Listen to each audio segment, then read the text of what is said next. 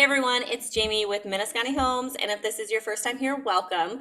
I'll be going over our cool little river town and the stats regarding the real estate market, of course, and what's going on hyper locally right here in Osceola. So if you are a subscriber, welcome back. As promised, here is your latest update for your location.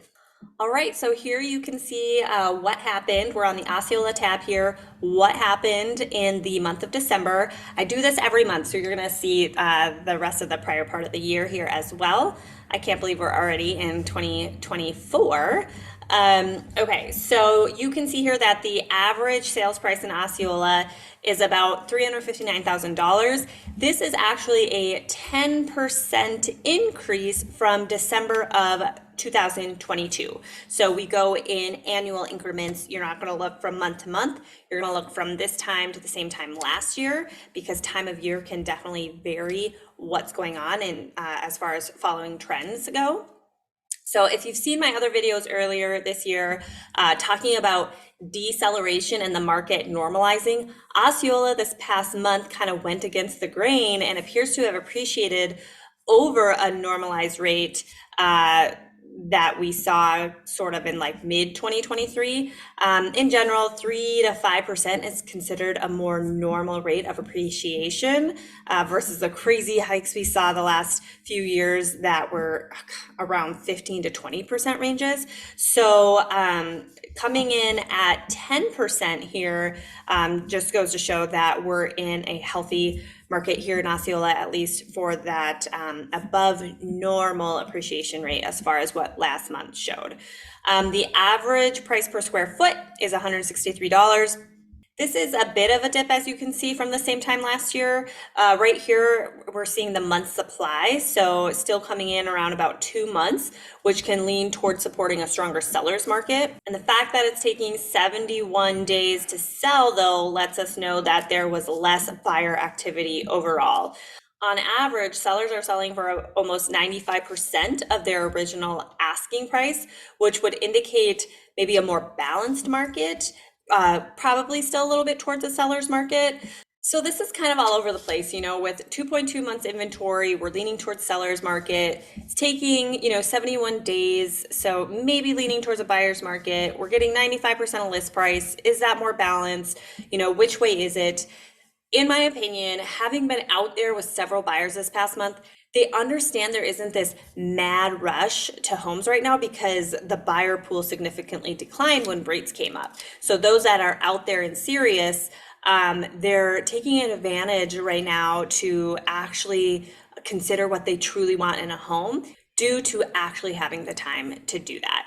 They also should know, though, that homes are not tanking in value, but that there may just be room to negotiate some if there aren't 10 buyers lined up at the door. So honestly, the entire year has kind of been like this, kind of this who's going to bend first, the seller or the buyer.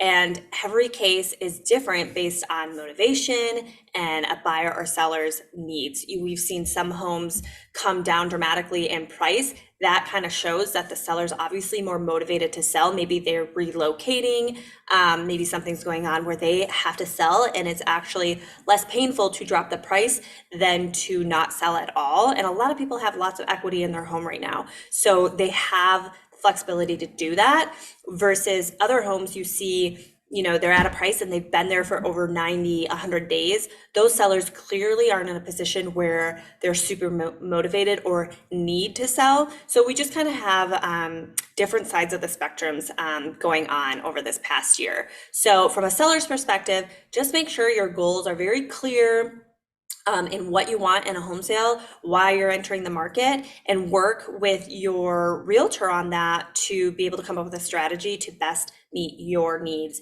and the best outcome that you're looking for. Okay, so last thing to note here in December is there were only 7 new homes that came on the market.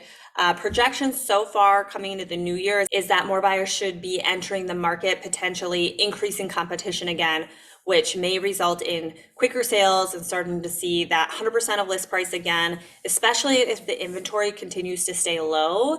We'll likely be seeing a lot more multiple offer scenarios happening again, especially if rates hopefully continue to come down a little bit. So Okay, so I want to also jump over here to just give a bird's eye view of all the active homes, pending, and sold homes within the last 30 days. So the reds sold, the greens are active, the grays are coming soon. Out here, you see one. So this is Osceola here. A lot of these green ones are actually new builds, so just keep that in mind.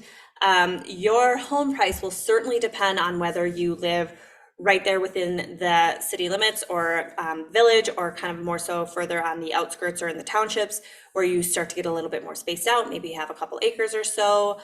So if you'd like a home valuation to get even more specific and accurate to your home and what it could sell for, just let me know and I can certainly help provide that to you free of cost.